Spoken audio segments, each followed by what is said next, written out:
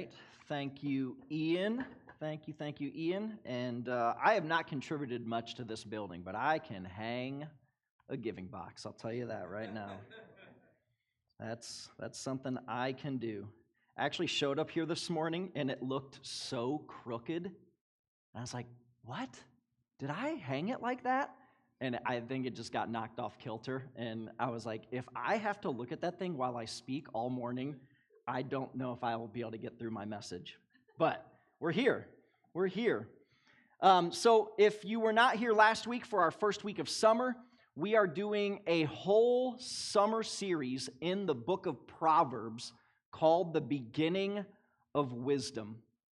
The reason we're doing this is because it seems like, and maybe you guys have different rhythms to your calendar, but it seems like most people throughout most of the year, your calendar, your schedule, it can seem a little chaotic.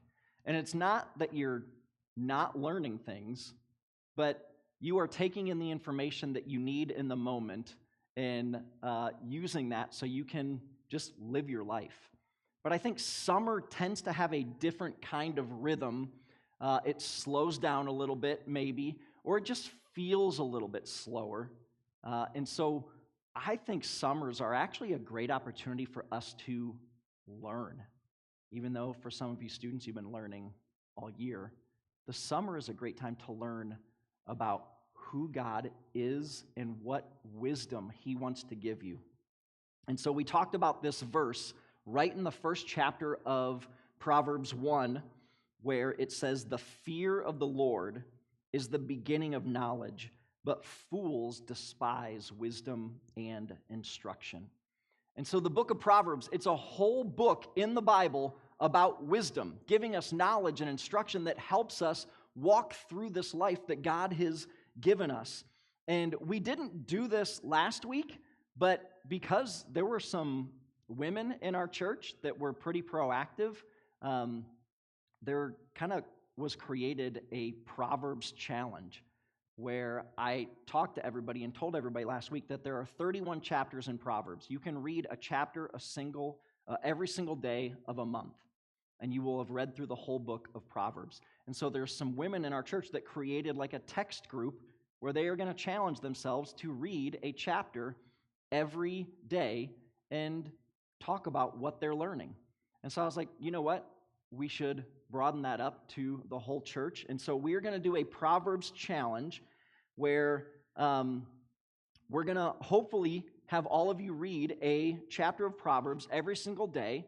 And then when you get to church on Sunday, there is a piece of paper out by where you get coffee and water that says the beginning of wisdom. And when you come to church, you can write down the verse that you read, and then maybe just like a 1 to 2 sentence summary of what you learned from that verse. And I want to fill that piece of paper up by the end of the summer, because by the end of the summer, you could have read through the book of Proverbs almost 4 times. And you will have learned so much. And I've done this multiple times throughout my life. And during the COVID years, where there wasn't a whole lot to do, I started reading chapters of the Bible every single day and then putting a summary online on Instagram. And I did the whole book of Proverbs, and I did 1 Corinthians. And so here's like an example of what you could write out there. And I think it'll be up here on the screen if you can read it. But I read Proverbs 29:22, which says, "An angry person stirs up conflict, and a hot-tempered person commits many sins." And then right above that, I just wrote a summary. It says, "One time I kicked a strawberry rhubarb pie out of being hot-tempered. I think also a little exhausted, but no excuse. It is my wife's favorite pie, so I bought it for her. 2 days later, I kicked it. There is more to the story, and you can ask me about it if you would like, but anger will make you sin in weird ways." So that was the proverb that I read, and it reminded me of, sometimes I can be a little hot-tempered and eventually kick rhubarb pies. But anyways, today is Mother's Day. right? Happy Mother's Day to all the mothers. Yeah, especially my wife. She needs it. I can't promise a message every year about Mother's Day dedicated to mothers, but the book of Proverbs actually says quite a bit about mothers, wives, and just women in general. And so that is where I want to start, and we'll start with women, and then we'll get a little bit more specific as we go. But if we were to go back to the beginning of the Bible at creation, right? God is creating all things, everything that we can see, plants, animals, stars, sky, water. He's creating all of it. And then he creates Adam. And at some point, God looks around and he's like, you know what? It's not good for Adam to be alone. So he says this, the Lord God said, it is not good for the man to be alone. I will make a helper suitable for him. And so right from the start, I think God was making it clear that women are a gift from God. Women are a gift from God. And all the women here are like, tell me something I don't already know, right? Right? And that is kind of the point of this morning that I want to leave all of you with, is that I want to tell all the women in this room, all the mothers, all the wives in this room, I want to tell you things that are already known and obvious to you. I want to affirm those things. I'm not going to try to tell you what a woman is, what a wife should be, what a mother should be. I'm not trying to tell you any of that. I'm just trying to affirm you in what the scriptures tell us and to celebrate you. Because honestly, this message might be more for the men in the room this morning. So let me say it again. Women are a gift from God. And even more specifically, women are a gift from God for men. Okay? Women are a gift from God for men. And here's what I mean by this, because maybe some women are tensing up about that. Just for men? Here's why I say this. Because even though the context of what I just read you is Adam and Eve, and they were husband and wife, women are not just a gift in the romantic sense. All women are a gift to all men because women have this God-given ability to fill in the deficiencies of man. And again, the women are like, yep, we know that already. Like, women are a gift because they fill in the deficiencies of man. And so, men, you don't need a wife or a girlfriend to experience women as a gift or a helper. You don't need them as a girlfriend or a wife to experience them as a gift and a helper. So we're gonna make our way back to Proverbs, and I'm not trying to make a statement of truth here because I don't know why this writing choice was made, but throughout the book of Proverbs, the author on multiple occasions, I think, makes a very interesting choice. That the author takes the idea of wisdom, the concept of wisdom, and depicts wisdom as a woman. Wisdom is personified as a woman. Like in Disney movies, teacups are personified as humans. Animals are personified as with human behavior, human words. God gives, the author here in Proverbs, takes the idea of wisdom and makes it a person. And not just a person, a female. Right? There were two choices to be made here, man or woman, and the author said, woman is going to be the leading role in this wisdom character that I'm going to lay out. And there were reasons for that, and again, I don't want to tell you that like I'm making a truth statement on why that choice was made, but I want to let you also know I'm not mad about it. I don't disagree with it. I don't even need reasons for why a woman was picked. It just makes sense to me. Okay, so here's an example in Proverbs 1. It says, out in the open, wisdom calls aloud. She raises her voice in the public square. On top of the wall, she cries out. As the city gate, she makes her speech. How long will you who are simple love your simple ways? How long will mockers delight in mockery and fools hate knowledge? Repent at my rebuke. Then I will pour out my thoughts to you. I will make known to you my teachings. So this is just wisdom making an announcement. And she's saying, I have great things to tell you if you would just listen. Those of you who are simple-minded, those of you who are just going throughout life being tossed back and forth, who are not taking your decisions seriously, I have good advice and knowledge for you. And if you really want to learn, I will give you some great thoughts and make known to you some of the most valuable lessons that you've ever heard. So here's what I would say to everyone here this morning. Whether you are a man or a woman, there is most likely a godly woman in your life right now you might want to consider listening to more closely, because she will open up the floodgates of wisdom on you. And I think women just have this incredible ability, this gift that God has given to give wisdom and to understanding and instruction. So now, Lady Wisdom, she's not done there. She keeps going. She keeps shouting out to the city of the people.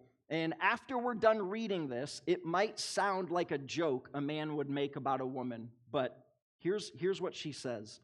She says, but since you refuse to listen when I call, and no one pays attention when I stretch out my hand, since you disregard all my advice and do not accept my rebuke, I, in turn, will laugh when disaster strikes you. I will mock when calamity overtakes you. When calamity overtakes you like a storm, when disaster sweeps over you like a whirlwind, when distress and trouble overwhelm you, then they will call out to me, but I will not answer. They will look for me, but will not find me, since they hated knowledge and did not choose to fear the Lord. Now, just to let you know, I cut this section short. She had more to say right here. And I think the joke that many men would make is, yep, sounds like a woman, pointing out the obvious, that I was wrong, right? But here's the thing, is that we need women like this in our lives. Not to shame us, not to make us feel small, but we need strong women that tell us, listen, I've told you some things, and you decided to do something different. We need women that will challenge us. We need women that will stand up and say, you are a man, trust God, follow Him, find your strength in Him, be strong, be wise. We need women that encourage us in this. We had a men's retreat back in February, and I had a breakout session, and this is what I told all the men in that room, is that you need to find a woman who is going to push you and challenge you and make you stronger and encourage you in your walk with Jesus. That's what we need. And sometimes that's hard for us men to be challenged in that way, but we need women to look at us and say, I believe in you, I know you can do better. And push them to be strong. So now let's move on to the mother portion of this. And we were just in Proverbs chapter 1, but if we go to the very end of Proverbs 31, we get this really beautiful picture of a woman. And I find this a really interesting section because I told you last week that most of Proverbs is written by a man named Solomon. He was a king. And God said he was the wisest person to ever live because he asked God for wisdom. And God was like, that's incredible that you asked for wisdom. I'm going to give it to you. And so Solomon was the wisest person to ever live. So he wrote most of the book of Proverbs, but on a few occasions, there are different people that offer us different proverbs, different pieces of advice and wisdom. And Proverbs 31 is an example of this. And here's how it starts.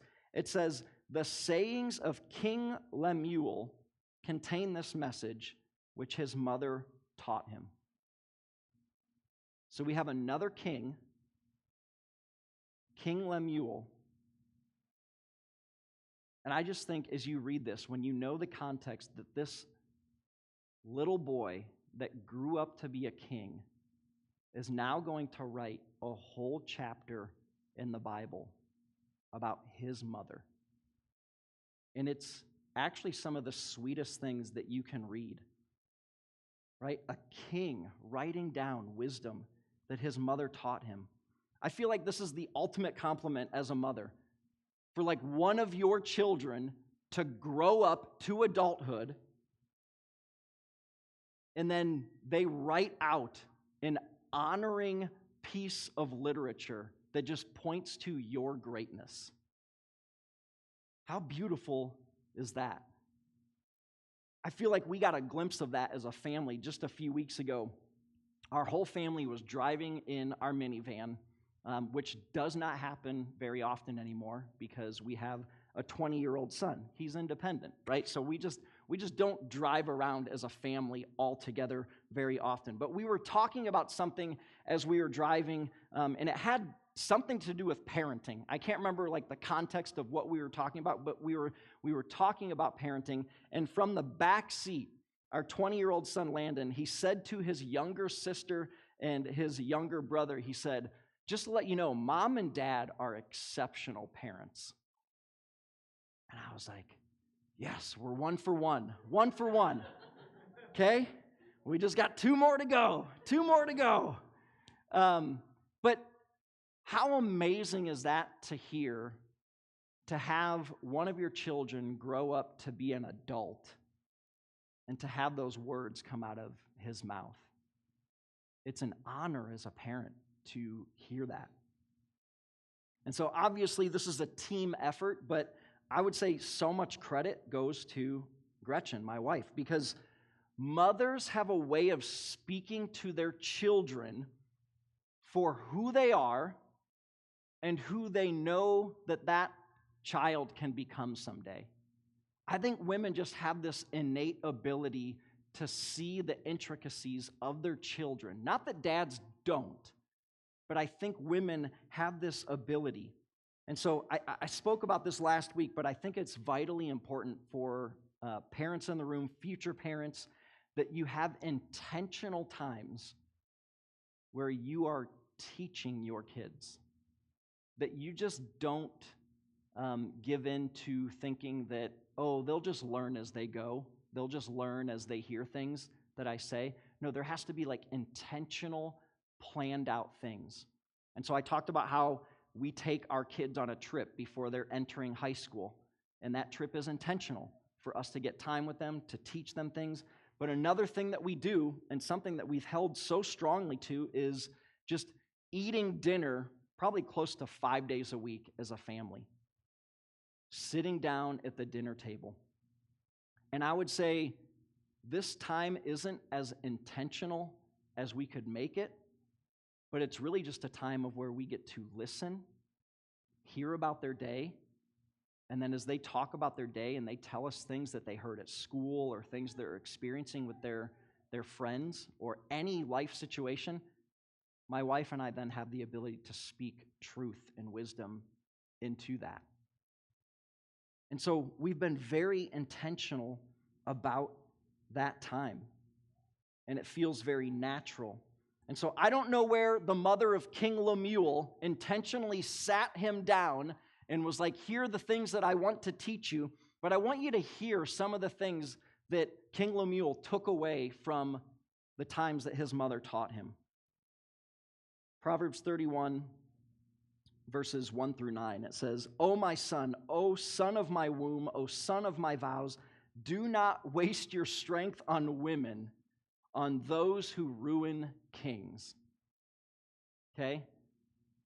I don't think his mother is anti-woman. I think it's what I said earlier.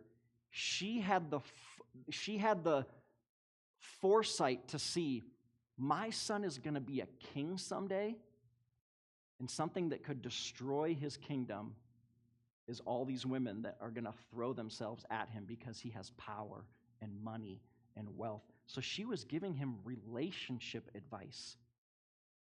She was protecting him and telling him, hey, here's what you're going to need to know as a future king. And I need you to understand this. And then she goes on and she says, it is not for kings, O Lemuel, to guzzle wine. Rulers should not crave alcohol, for if they drink, they may forget the law and not give justice to the oppressed. Alcohol is for the dying, and wine for those in bitter distress. Let them drink to forget their poverty and remember their troubles no more. This is not a way of this woman downplaying or saying mean things against the people in King Lemuel's kingdom. She's just trying to say, hey, as a king, there are rights that you're going to have to give up so that you can be a good king. And drinking is one of those things, because drinking will lead you to paths that will not be good for you as a king in your kingdom. And mothers, they speak things into their children's life like this all the time. And it's amazing. And then finally, she says, speak up for those who cannot speak for themselves. Ensure justice for those being crushed. Yes, speak up for the poor and helpless and see that they get justice. And again, this is King Lemuel's mom just saying, respond to those who need you. Don't be a king that oppresses people. Be a king that looks for justice and serves and loves the people of his kingdom. She was preparing her son for what his future was going to be. And again, I just think mothers have this way of doing this. They're cheering on their children into adulthood. And I think about this story that my wife Gretchen told me earlier this week. She works with a woman that has a son that has been looking for this certain job. He's applied for it. It's a job that he's always wanted. And Gretchen's heard kind of the process of interview and all this stuff, and heard how she just wants to see her son really get this job. Well, earlier this week, in the middle of the workday, Gretchen's boss, her son, calls her and says, I got the job. This job that I've wanted for so long, that you've been praying for me to get and encouraging me, I got it. And Gretchen just said, her boss just wept and just cried, which then made Gretchen weep and cry. And so it's just two women in an office crying in the middle of their workday because they're so proud of the accomplishment of this grown adult son who accomplished something that he's always wanted. Not that dads can't do this, but I think there's really something special about the son calling his mother and saying, look what happened. Look what you've prayed for. Look what you've encouraged me towards. This is what mothers do, and it's amazing. And then finally, King Lemuel, he's not done yet. He writes about his mother's advice, but then he moves on to how he observed his mother as a wife. Right? So your children are watching you in your marriage. King Lemuel is not the first person to watch his parents in their marriage. Your kids are watching you in your marriage. And this is what he says. He says, a wife of noble character, who can find? She is worth far more than rubies. Her husband has full confidence in her and lacks nothing of value. She brings him good, not harm, all the days of her life. This was the observation that King Lemuel made of his mother. And then for the rest of the chapter, and we're not going to kind of go through all of this, but King Lemuel lists off a bunch of things he probably saw his mother do when he was a kid. It's kind of his way of saying, like, I see you, Mom. I saw all the things that you did. And this is not a list of things that all wives should do. This is just a list of honorable things that a wife could do, can do.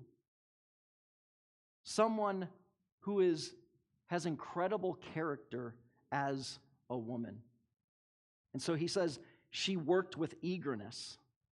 She was excited to do work for her family. She provided food no matter what it took. She made business moves for the family. She wasn't afraid to do hard physical work. She worked tirelessly into the night. That's one that we can just ignore, right? She brings strength to her family, and she does not fear for her family because she knows and trusts that God is going to take care of them. And then she's always ready to speak wisdom.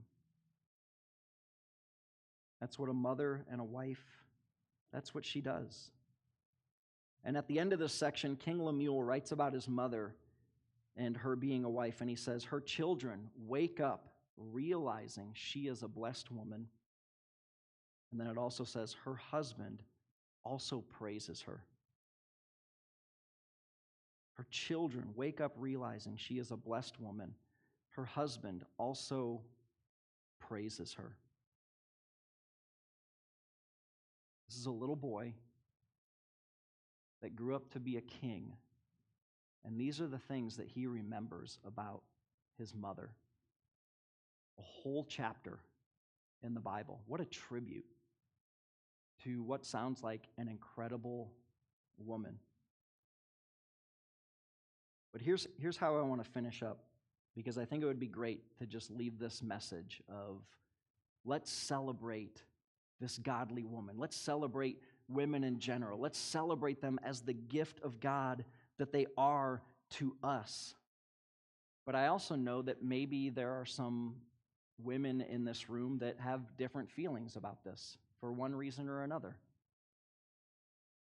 Maybe some women in this room, they're like, I didn't have a mom like that, or I missed out on moments with my mom like this. Or maybe you're a mother or a future mother, and you're feeling, I don't feel like this all the time. I don't feel like I'm a lady of wisdom. I don't feel like I'm a lady that protects my family, or I don't have fear that my family won't be okay, or I don't measure up to some of these things, or my marriage isn't how King Lemuel observed his parents' marriage. But here's what I would say, is that mothers are a gift from God, and women are a gift from God who also need God's grace. And you need to understand that. Like the burden that I see just my wife take, the burden that I know that many women take on in this room, whether you're a mother or not, it's a lot. Because again, you've been given this gift by God to carry yourselves in a certain way, not the same way. Not all women are the same, but you've been given gifts that God has given you to carry yourself in a certain way that does carry a burden and a load. And I hate to say it, but that is purposeful by God so that you will trust Him and that you will know that you need His grace. And so often we feel like we don't measure up. So often we feel like we are failing as women or mothers, or maybe as mothers we've done something wrong or treated our kids in a wrong way, which is true. You have. We all have. But mothers, you need God's grace, because when you carry this much weight, again, it is to push you and to help you understand and know that you have a God that loves you, and that just like King Lemuel's mother encouraged and pushed King Lemuel, you have a Father in heaven who does the same for you. And I believe that, because even as a father, I need to believe that. And so mothers, I just want to extend, and women just in general, I want to extend a remembrance of God's grace on you, that you can walk in freedom with Him. You can walk in freedom and provide wisdom to other men in this room, to other men outside, and to encourage you as godly women to just trust the Lord. Women are a gift from God. It's something that we need to remember over and over again. I need to remember it. It was humbling to put this message together, to think, I got a lot of work here to do to remember the gift that I have in the women in my life.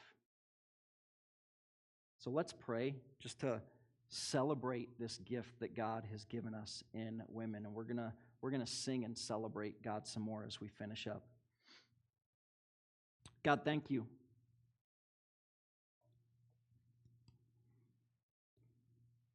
We thank you that you had things to say about your creation. And God, we thank you that you had really powerful things to say about women. The way that you created them, the way that you designed them.